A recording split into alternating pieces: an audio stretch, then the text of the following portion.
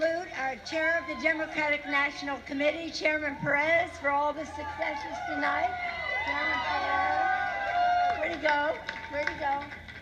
And also want to salute the chair of the Democratic Congressional Campaign Committee. Aren't we proud of Ben Ray Lujan?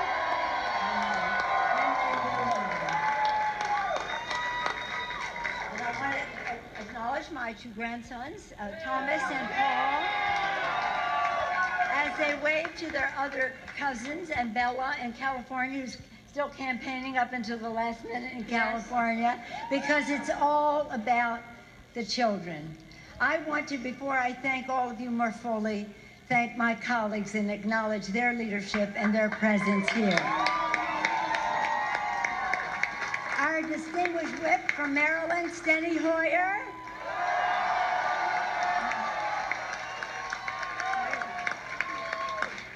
The assistant leader, Mr. Clyburn of South Carolina.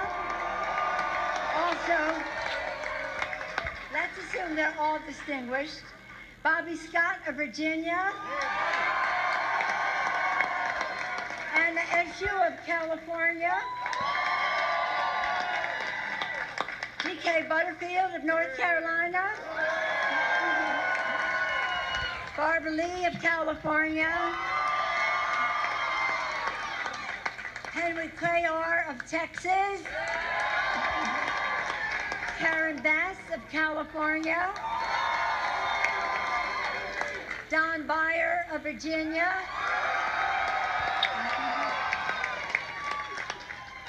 And Brendan Boyle of Pennsylvania. We all join in thanking all of you. Many of you are our VIPs. Our real VIPs, our volunteers in politics, the women and men who've mobilized in historic numbers, who saw what this GOP Congress was doing and refused to stand still. Every call you made, every door you knocked, every text you sent, every conversation you had made the difference between winning and losing in this election. Thanks to you, we owned the ground. Thanks to you. Thanks to you, tomorrow will be a new day in America. Remember this feeling, know the power to win. And almost all congratulations to those dynamic, diverse, incredible candidates who have taken back the House for the American people. Let us salute all of our candidates. All of our candidates. Today is more than about Democrats and Republicans. It's about restoring the Constitution's checks and balances to the Trump administration. It's about stopping the GOP and Mitch McConnell's assaults on Medicare, Medicaid, the Affordable Care Act, and the health care of 130 million Americans living with pre-existing medical conditions. Let's hear it more for pre-existing medical conditions. It's about ending wealthy special interest free reign over Washington. But more than anything, it's about what a new Democratic majority will mean in the lives of hardworking Americans. That's what it's about. Democrats pledge a Congress that works for the people. For the people. Lower the cost of health care by lowering the cost of prescription drugs. Raise workers' wages with strong economic growth by rebuilding the infrastructure of America. Clean up corruption to make Washington work for all Americans. We will take real, very, very strong legislative action to negotiate down the price control of prescription drugs that is burdening seniors and families across America.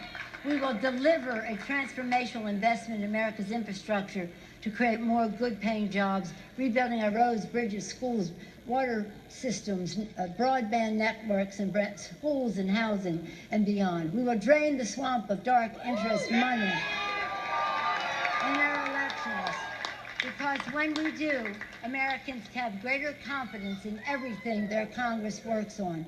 from health care to taxes to guns to clean air, clean water for our children, when they know that the people's interest will prevail, not the dark special interest.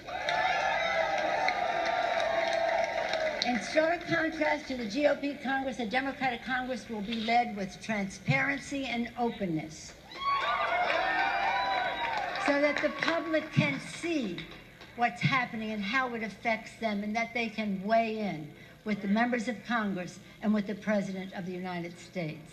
We will have accountability, and we will strive for bipartisanship with fairness on all sides. We will have a responsibility to find our common ground where we can, stand our ground where we can't, but we must try. We have a bipartisan marketplace of ideas that makes our democracy strong. A Democratic Congress will work for solutions that bring us together, because we have all had enough of division.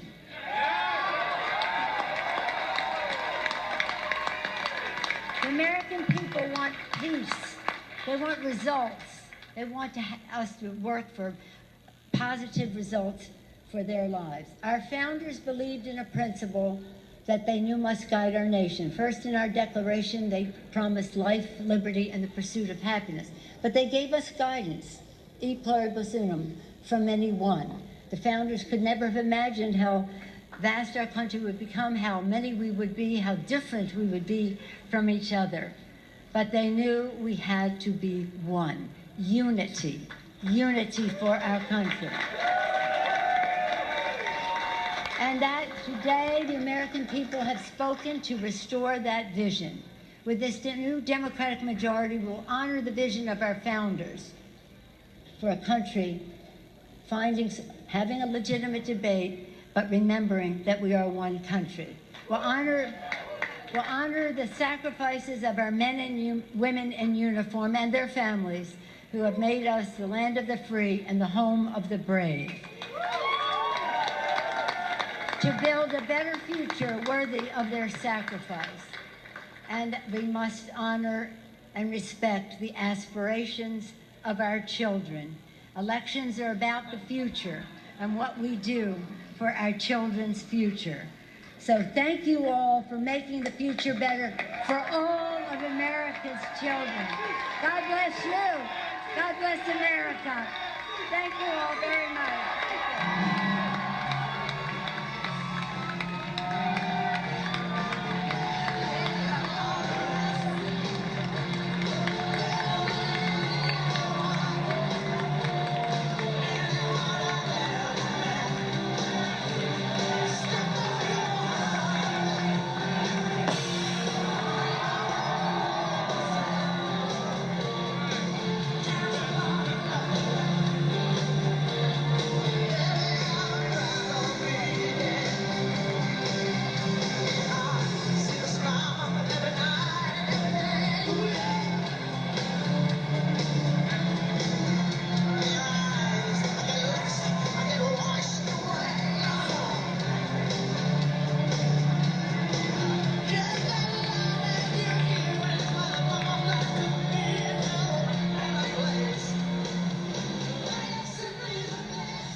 And currently